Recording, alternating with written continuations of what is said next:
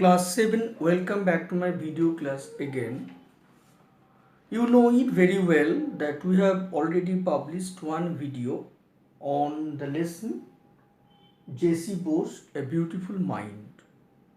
And in that part 1, I have discussed elaborately the textual part by reading, and after reading I have also solved the activities 1, 2, 3, 4 and 5. Today I am going to discuss unit 2. Okay, you must listen my video very carefully and also notice how I am solving the problems, okay, regarding unit 2. Bose had invented several sensitive instruments. Bose বেশ কিছু সংবেদনশীল যন্ত্র আবিষ্কার করেছিলেন। Sensitive কথাটার মানে হলো সংবেদনশীল। তাহলে বোস ইনভেন্টেড মানে বোস আবিষ্কার করেছিলেন বেশ কিছু সেন্সিটিভ বা সংবেদনশীল যন্ত্র। One of them is the crescograph. তাদের মধ্যে অন্যতম একটি যন্ত্র বা ইনস্ট্রুমেন্ট হলো crescograph, which is use to measure the growth rate of plant. অর্থাৎ এই যন্ত্রটিকে ব্যবহার করা হয় উদ্ভিদের বৃদ্ধি কতটা হলো, অর্থাৎ রেট অফ গ্রোথ মানে উদ্ভিদের বৃদ্ধির হার পরিমাপ করা হয় যে যন্ত্রের সাহায্যে, তাকে আমরা কি বলি crescograph. The instrument which is use to measure the rate of growth in plants is called crescograph. Through his experiments, Bose showed that plants behave in the same manner as human beings. এবং তিনি এই যন্ত্রের সাহায্যেই দেখান যে গাছেরও প্রাণ আছে এবং গাছ মানুষের মতো কী করে উত্তেজনায় সাড়া দেয়, এবং গাছও কী করে মানুষের মতোই সংবেদনশীল এবং মানুষের মতোই তারা কী করে বিহেভ বা আচরণ করে। Although plants take longer to respond than animals. যদিও তারা প্রাণী অপেক্ষা একটু সময় নেয় রেসপন্স করতে, but they actually give response. They takes time but they give response like other creatures. He proved that plants are sensitive to heat, cold, light, noise and other external stimuli. এবং তিনি তার point ব্যাখ্যা করে বলেন যে গাছেরাও যথেষ্ট সংবেদনশীল কার প্রতি? হিট উত্তাপের প্রতি, কোল্ড ঠান্ডার প্রতি, লাইট আলোর প্রতি, শব্দের প্রতি এবং অন্যান্য বাহ্যিক উত্তেজকের প্রতিও তারা যথেষ্ট সংবেদনশীল এবং বাহ্যিক উত্তেজনায় তারা কি করে রেসপন্স করে বা সাড়া দেয়। জাস্ট লাইক হিউম্যান বিংস, মানুষ যেমন বাহ্যিক স্টিমুলাস বা উত্তেজক দ্বারা উত্তেজিত বোধ করে, ঠিক এখানেও তারাও কিন্তু বাহ্যিক উত্তেজকের দ্বারা উত্তেজনা অনুভব করে বা তাদের বাহ্যিক প্রকাশ তারা ঘটায়। বাই ইনজেক্টিং পয়জন, এমনকি বিষ দিয়েও কি করা হয়, ঠিক আছে। By injecting poison into a living plant, অর্থাৎ একটি প্রাণবন্ত বা জীবন্ত গাছের মধ্যে বিষ প্রয়োগ করেও যেমন তার আমরা অ্যাগনি বা যন্ত্রণা অনুভব করি। যেমন একটি মানুষকে যদি বিষ খাওয়ানো হয় তাহলে কি হবে, মৃত্যুর আগে তার কি হবে, একটি শারীরিক যন্ত্রণা হবে এবং সেই অ্যাগনিটা সে অনুভব করবে। ওকে, ঠিক গাছের ক্ষেত্রেও তাই, গাছকেও যদি আমরা বিষ প্রয়োগ করি তাহলেও কিন্তু গাছটা মৃত্যুর পূর্বে অনুরূপ যন্ত্রণা অনুভব করবে। Scientific research on electromagnetic waves was initiated by J.C. Bose. তাহলে গাছের প্রাণ আবিষ্কার ছাড়াও স্যার জেসি বোস কী করেছিলেন, ইলেকট্রোম্যাগনেটিক ওয়েভ নিয়েও রিসার্চ বা গবেষণা করেছিলেন in the late 19th century, অর্থাৎ 19বিংশ শতাব্দীর শেষার্ধে তিনি ইলেকট্রোম্যাগনেটিক ওয়েভ নিয়েও রিসার্চ করেছিলেন। ইট ওয়াজ Italian scientist Marconi who got the patent for the invention of wireless telegraphy. কিন্তু আনফর্চুনেটলি তিনি সেই সৌভাগ্য বা সেই প্রসপারিটিটা লাভ করতে পেরেছিলেন না। তার জায়গায় অনুরূপ গবেষণা করে সাফল্য বা লাভ করেছিলেন বা স্বীকৃতি লাভ করেছিলেন Italian scientist Marconi. Okay, and he got the patent for invention of wireless telegraphy. তাহলে ওয়্যারলেস টেলিগ্রাফি কি যন্ত্র আবিষ্কার করে ইটালিয়ান বিজ্ঞানী মার্কনি আর কি করেছিলেন, ইন্টারন্যাশনাল স্বীকৃতি, আন্তর্জাতিক স্বীকৃতি পেয়েছিলেন। বাট উই মাস্ট রিমেম্বার, কিন্তু আমরা অবশ্যই মনে রাখব, that Bose's public demonstration in Calcutta along the same lines happened much earlier. কিন্তু মার্কনি স্বীকৃতি পাবার অনেক আগে তিনি যে ইলেকট্রোম্যাগনেটিক ওয়েভ নিয়ে গবেষণা করেছিলেন এবং কলকাতার টাউন হলে তিনি শিক্ষিত সমাজের সামনে তিনি দেখিয়েছিলেন ইলেকট্রোম্যাগনেটিক ওয়েভের ইফেক্ট বা ফল কি। ওকে, কারণ 3টে কংক্রিটের ওয়াল পেরিয়ে কি হয়েছিল, 3তলার ঘরে সেই ম্যাগনেটিক ওয়েভ গিয়ে পৌঁছেছিল, তার প্রমাণ তিনি দিয়েছিলেন এবং সবাই তার প্রশংসা করেছিল। এই ঘটনাটা আমাদের প্রত্যেকের জানা আছে এবং এটা মার্কনির আবিষ্কারের অনেক আগেই হয়েছিল। কেমন? নেক্সট দেখো, instead of looking for commercial benefit for his invention, Bose made his invention public in order to allow others to advance further along the lines of his research.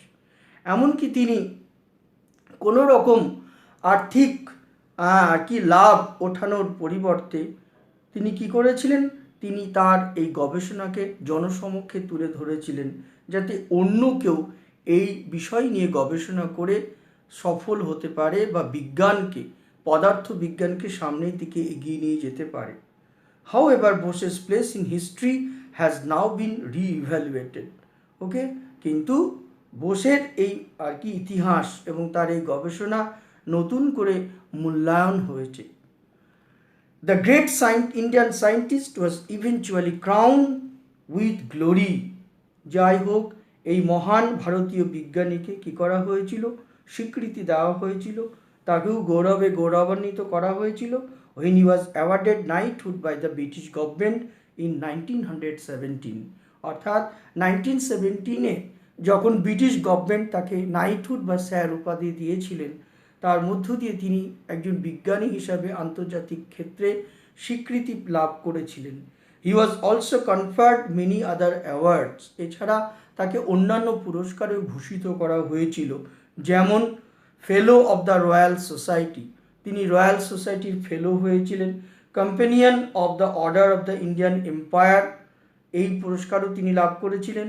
Needless to say, অর্থাৎ বলার অপেক্ষা রাখে না, he is one of the greatest scientist ever born in our country. অর্থাৎ এটা বলার অপেক্ষা রাখে না, তিনি ভারতবর্ষের অন্যতম একজন বিজ্ঞানী। Sir JC Bose wrote several books. Sir JC Bose অনেক বই লিখেছেন এবং পাবলিশড মেনি রিসার্চ পেপার, এছাড়া অনেক গবেষণাপত্র প্রকাশ করেছিলেন ইন লিডিং সায়েন্টিফিক জার্নাল, অনেক বিজ্ঞান পত্রিকায় তিনি অনেক গবেষণাপত্র প্রকাশ করেছিলেন। সাম অফ হিজ ফেমাস বুকস, তার লেখা বিখ্যাত বইগুলির মধ্যে অন্যতম হল response in the living and non living. অর্থাৎ তার উল্লেখযোগ্য বইগুলির মধ্যে response of the living and non living number 1, number 2 the nervous mechanism of plants which was published in 1926. Next, Major Mechanism of Plants, that was published in 1928. And in 1896 he wrote Niruddesher Khoje, a science fiction. Science fiction means a fiction based on science. So he wrote that science fiction called Niruddesher Khoje. In fact, he was the first writer of science fictions in Bangla. এবং বাংলা ভাষায় প্রথম কল্পবিজ্ঞানের লেখক রূপে আমরা sir Jagadish Chandra বোসকেই জানি।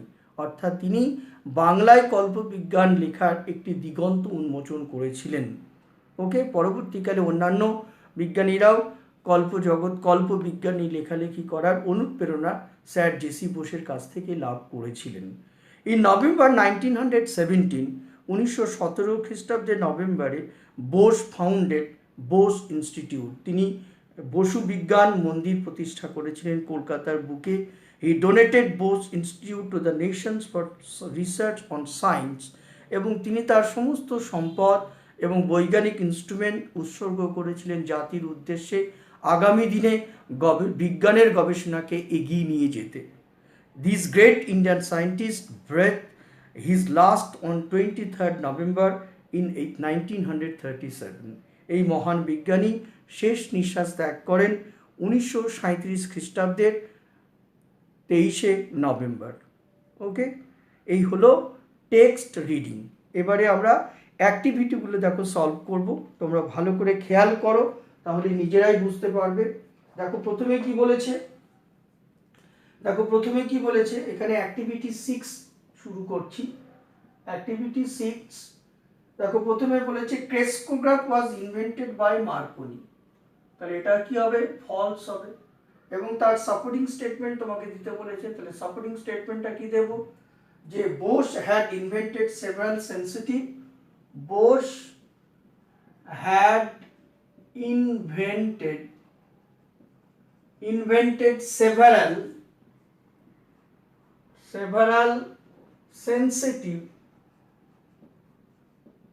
sensitive instrument, okay, one of them is crescograph, তাহলে এখানে dot dot দিয়ে তুমি ক্রেস্কোগ্রাফ পর্যন্ত, ক্রেস্কোগ্রাফ এই পর্যন্ত তোমরা লিখবে। ওকে, next number D.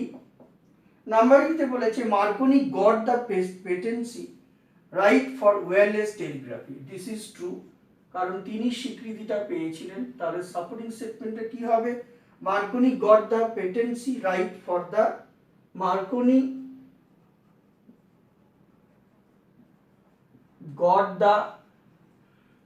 got the patency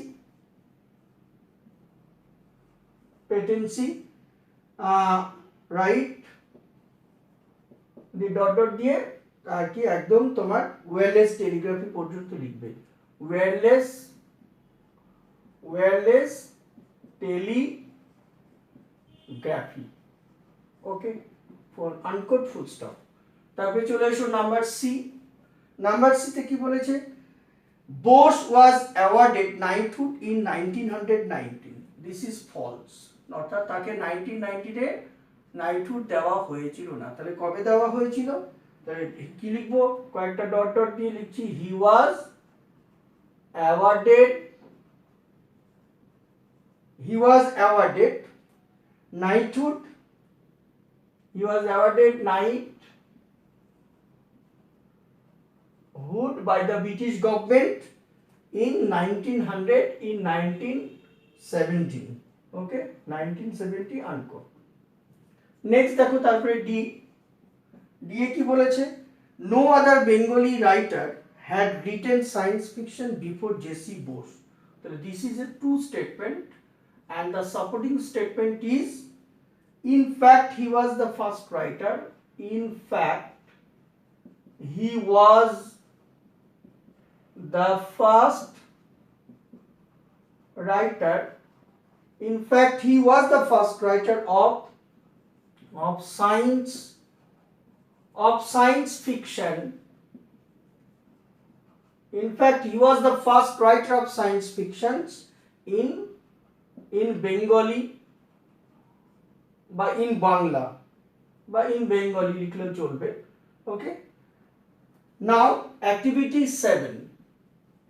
এবার আমরা অ্যাক্টিভিটি 7 সলভ করি। দেখো এবারে কি বলেছে, fill in the blanks with suitable textual information. Crescograph is used to, তারপর প্রথমে কি বলেছে, crescograph, CRES, crescograph is used. Crescograph কিসের জন্য ব্যবহার করা হয়, is used to measure measure the growth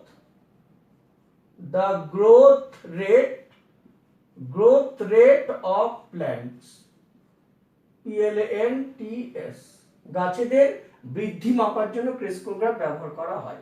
ওকে, তাহলে মেজার থেকে measure the growth rate of plants, এটা তোমাকে কমপ্লিট করতে হবে। এবারে চলে এসো নাম্বার এ। নাম্বার বি তে কি বলেছে, বোস প্রুভ দ্যাট প্ল্যান্টস আর তাহলে Bose proved that plants are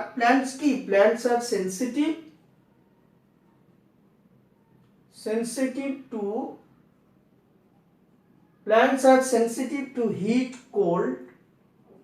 cold, light, okay, light, noise,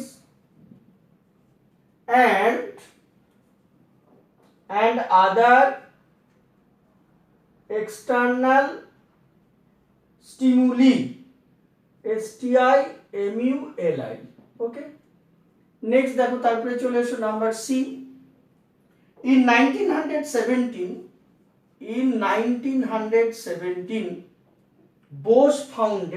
Bose কি প্রতিষ্ঠা করেছিলেন?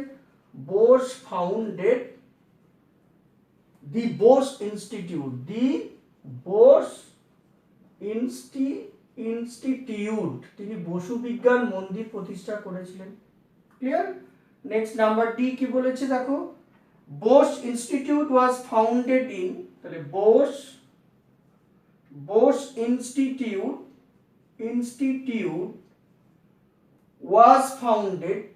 was founded Bose Institute was founded in 1917, okay, at Bose's own house in Calcutta. Clear? In Calcutta. এই হলো তোমাদের 4টে শূন্যস্থান দিয়েছে, তাহলে কমপ্লিট হলো। এবারে আমরা কোশ্চেন অ্যানসারে চলে আসব। Let me erase the board first, then I will start activity 8.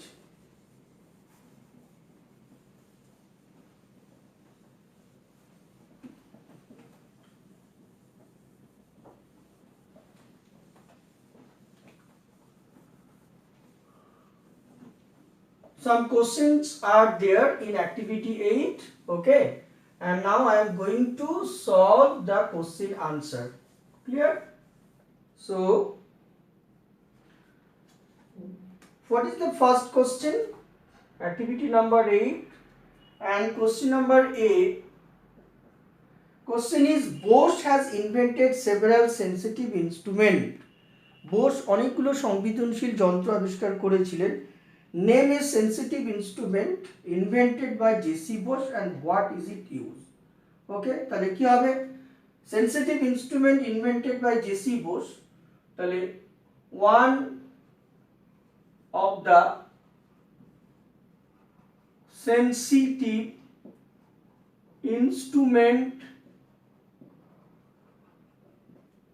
the sensitive instrument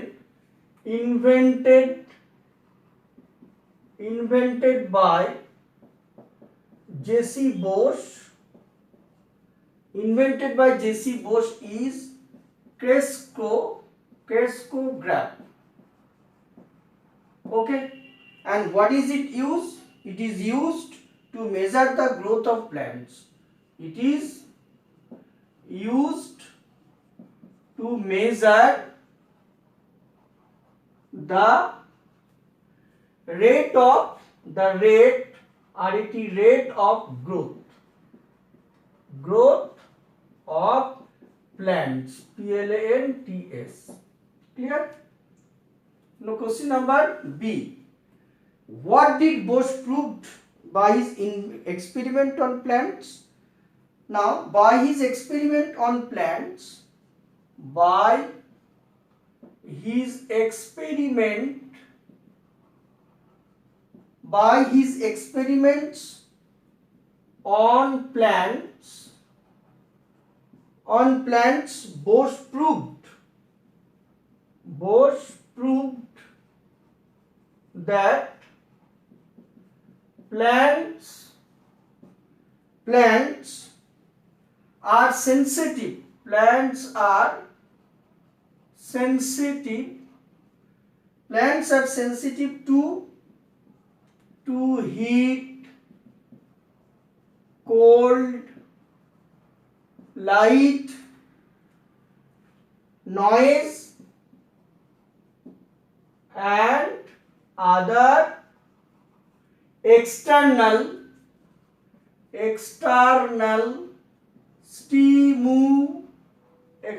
stimuli, other external stimuli, okay, just like human beings, just like human beings. Okay, question number C. Do you think Bose was uninterested about securing patency right and why? তাহলে কি লিখবো? Yes, Bose was, তাহলে সত্যি yes, কমা দিয়ে লিখবো Bose was uninterested,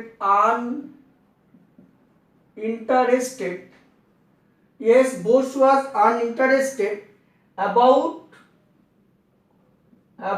securing, SECURING, about securing the patency, patency patency right, okay, patency right. Now এবারে বলেছে why, কেন, okay, তাহলে কি হবে? Bose did not want any, Bose did not want any commercial benefit,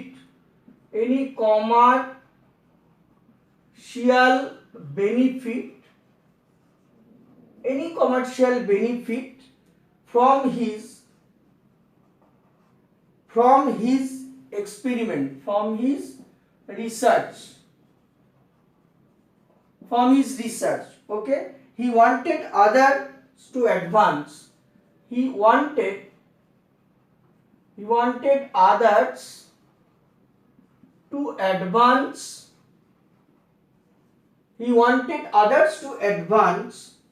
okay, along the line of his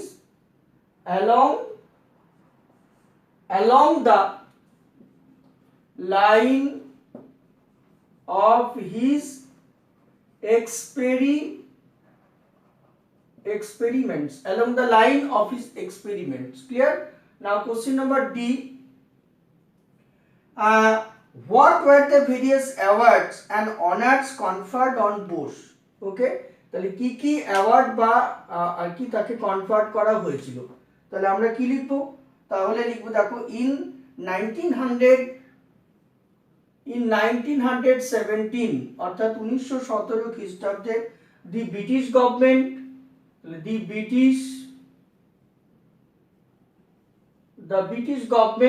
কি করেছিল?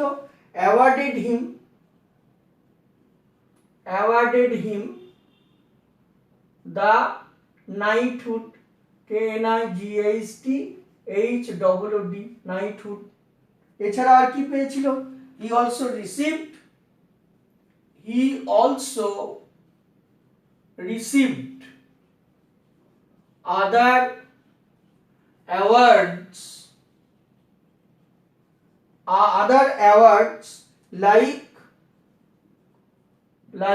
এবার তোমার মধ্যে লিখতে হবে fellow of the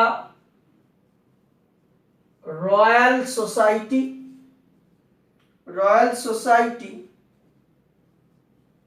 unquote, and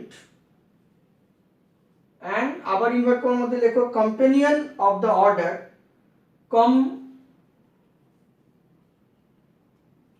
companion of the order of the Indian Empire, unquote. Okay, এইভাবে লিখতে হবে। and the last question দেখো কোশ্চেন নাম্বার F কি বলেছে দেখো যে name some of his books and publication, তাহলে কি হবে? some of his books and publication are বলে ইনভার্ট করার মধ্যে লিখতে হবে response in the living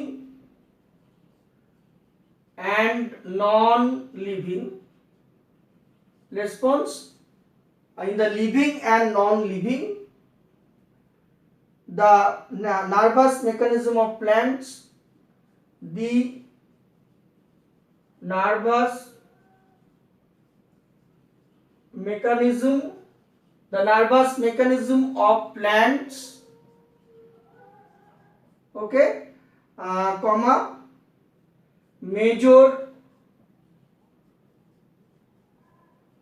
mechanism of plants, comma, নিরুদ্দেশের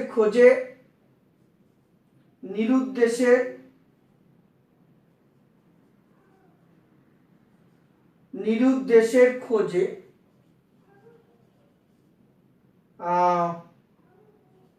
also. He also published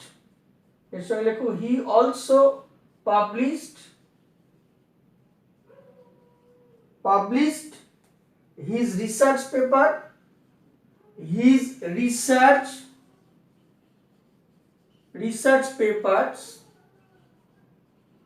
in Science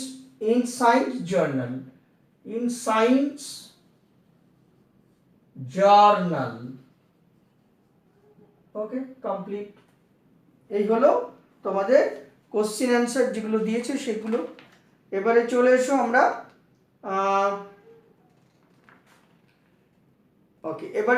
তোমাদের আমরা অ্যাডভার্ব। দেখো তোমাদের কি রয়েছে এখানে, অ্যাডভার্ব নিয়ে আলোচনা করেছে। আমি একটুখানি বুঝিয়ে বলি। তোমরা সবাই জানো অ্যাডভার্ব হলো পার্টস অফ স্পিচের একটি গুরুত্বপূর্ণ অংশ। অ্যাডভার্ব কি? It is an important part of parts of speech. It is used to qualify either adjective, verb or adverb itself. অর্থাৎ অ্যাডভার্ব একটি পার্টস অফ স্পিচ যা ব্যবহার করা হয় বিশেষণ, ক্রিয়া অথবা অ্যাডভার্ব নিজেকেই কোয়ালিফাই করে। এবং এই অ্যাডভার্বকে কয়েকটি ভাগে ভাগ করি, যেমন adverb of time, adverb of place, adverb of frequency, okay, and মূলত আমরা চারটে ভাগেই ভাগ করি: adverb of place, adverb of time, adverb of frequency and adverb of manner. তোমরা সবাই জানো, যেমন ধরো হি স্পিকস ইংলিশ ফ্লুয়েন্টলি, তাহলে ফ্লুয়েন্টলি শব্দটা কি? সে ইংরেজি ফ্লুয়েন্টলি বলে।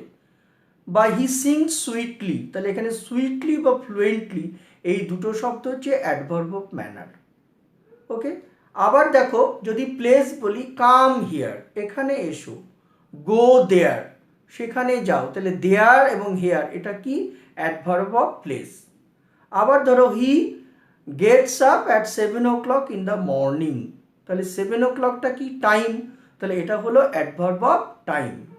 আবার আমি বললাম দেখো he comes twice in a week to our house, সে সপ্তাহে দুবার আমাদের বাড়িতে আসে, তাহলে এখানে টুয়াইস শব্দটা হলো অ্যাডভার্ব অফ ফ্রিকোয়েন্সি।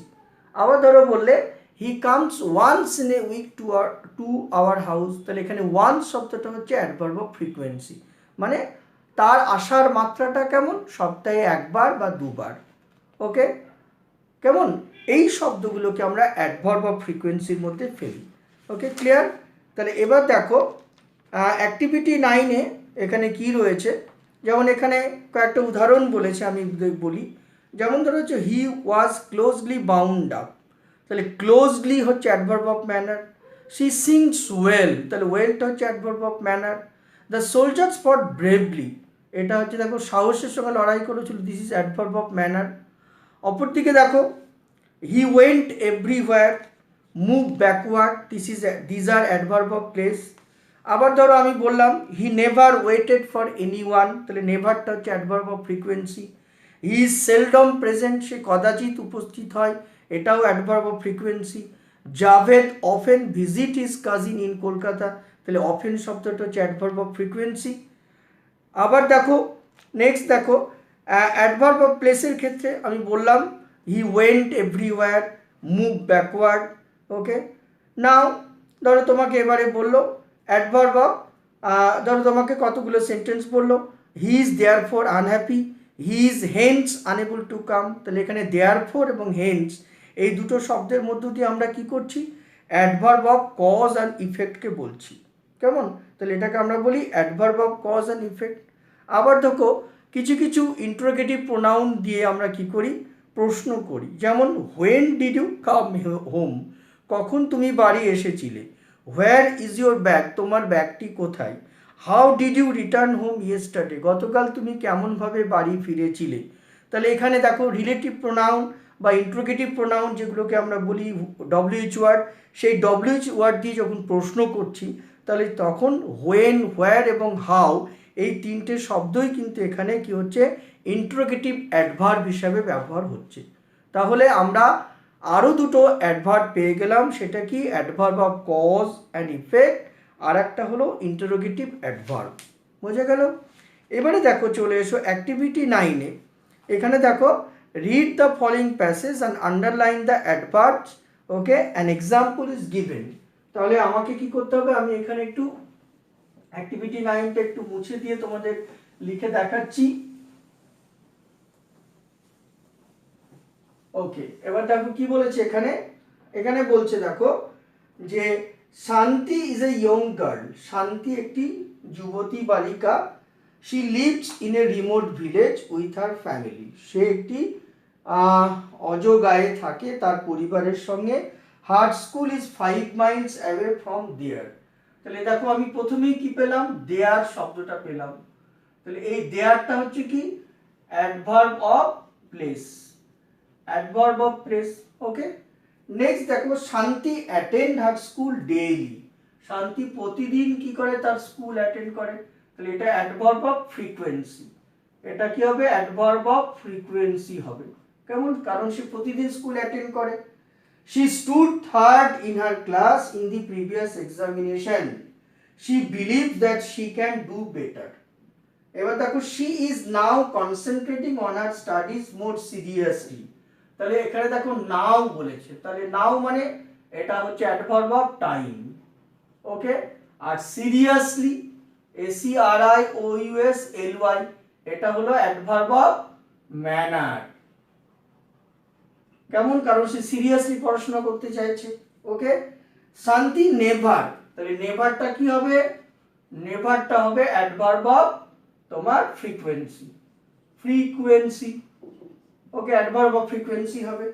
অ্যান্ড দেখো তারপরে বলেছে রুডলি, তাহলে RUDLY, রুডলিটা কি হবে, অ্যাডভার্ব অফ ম্যানার হবে, অ্যাডভার্ব অফ ম্যানারের মধ্যে যাবে রুডলি। তাহলে she never behaves rudely with her classmates so they like her, she follows the teachers attentively। তাহলে দেখো এখানেও attentively আছে, সেই টিচারের কথা মনোযোগ দিয়ে শুনে, তাহলে attentively কি হবে, অ্যাডভার্ব অফ ম্যানার হবে, অ্যাডভার্ব অফ ম্যানার হবে।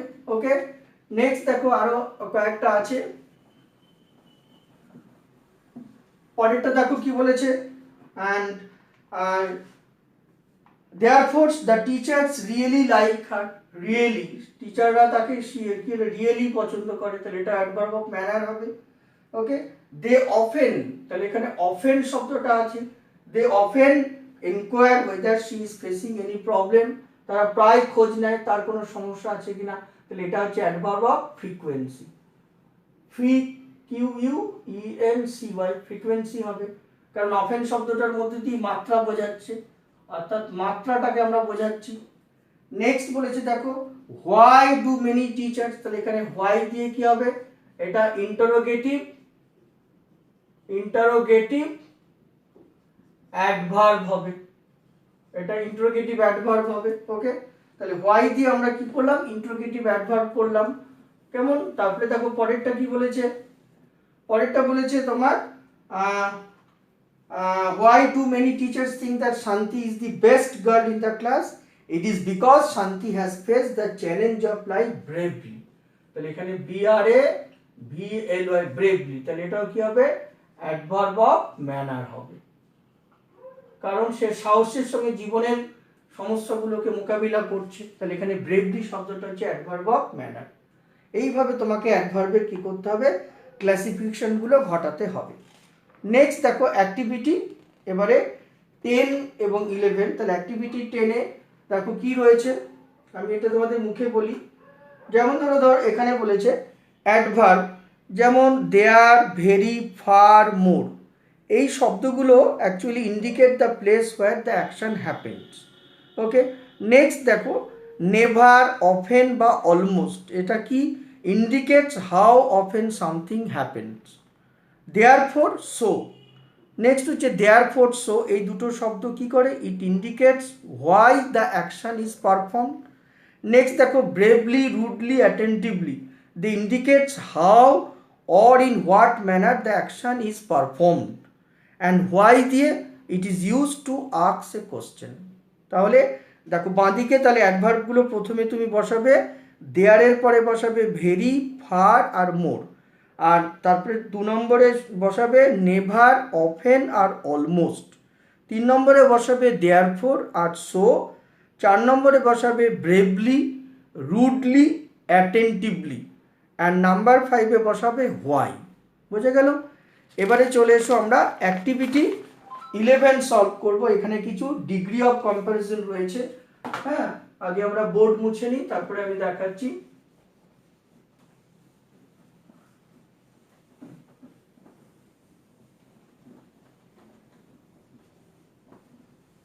দেখো কি বলেছে, এখানে প্রশ্ন করেছে, তোমার বলেছে দেখো transform the degree of adjectives of the following sentence as directed. তোমরা অলরেডি ডিগ্রি পড়েছো, আমি তোমাদের এখানে প্রশ্নের উত্তরগুলো শুধু লিখবো।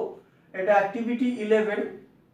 প্রথম প্রশ্ন দেখো নাম্বার এ, বলেছে প্ল্যান্টস আর সেনসিটিভ অ্যাজ অ্যানিমালস। এটাকে কম্পারেটিভ ডিগ্রিতে কনভার্ট করতে হবে। তাহলে কি লিখবো, অ্যানিমালস আর নট মোর, তাহলে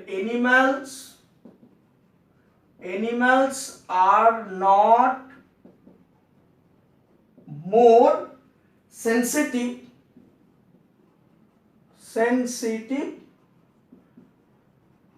than plants, এরকম লিখবো। ক্লিয়ার? ওকে, নাম্বার বি, অর্থাৎ অ্যানিমালরা কি are not more sensitive than plants, অর্থাৎ উদ্ভিদ অপেক্ষা পশুরা অধিক কি সহনশীল বা অধিক কি তোমার সংবেদনশীল নয়। নেক্সট হচ্ছে Shimla is cooler than Kolkata. Shimla কলকাতার থেকে কুলার, তাহলে পজিটিভ ডিগ্রি করলে কি হবে, কলকাতা দিয়ে তোমাকে লিখতে হবে Kolkata is not as cool as Shimla. তাহলে কলকাতা সিমলার মতো ঠান্ডা নয়, সেই জন্য তোমাকে লিখতে হবে Kolkata is not as cool as Shimla. Next number C, দেখো Umesh Yadav is the fastest bowler in the Indian cricket team. এটাকে কম্পারেটিভ ডিগ্রি করতে হবে। তাহলে কি হবে, Umesh Yadav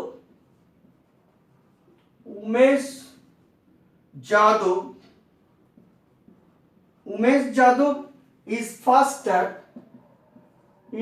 faster than any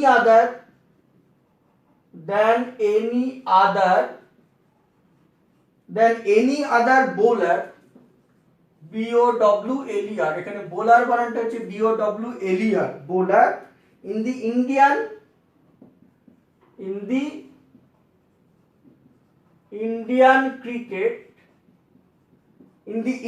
cricket team.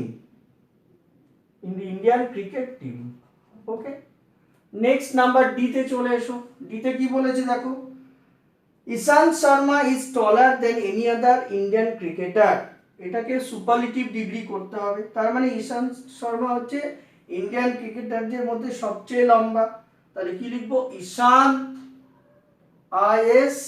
ISHANT, Ishant Sharma SHARMA, Ishant Sharma is the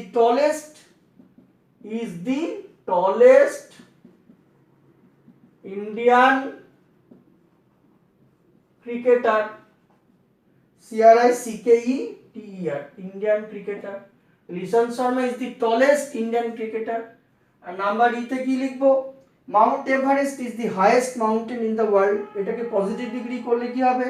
no other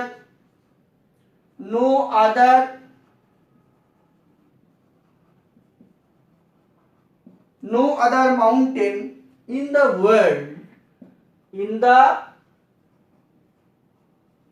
no other mountain in the world is as high as Mount Everest. EVEREST. তাহলে no other mountain in the world is as high as Mount Everest. ওকে, এই হলো তোমাদের degree of comparison.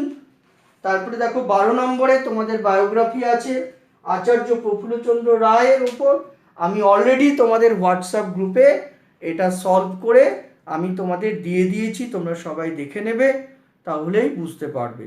পরে আবার live ক্লাসে আমরা প্রফুল্লচন্দ্রের উপরে আলোকপাত করব। তাহলে আজকে আমরা এখানেই শেষ করছি।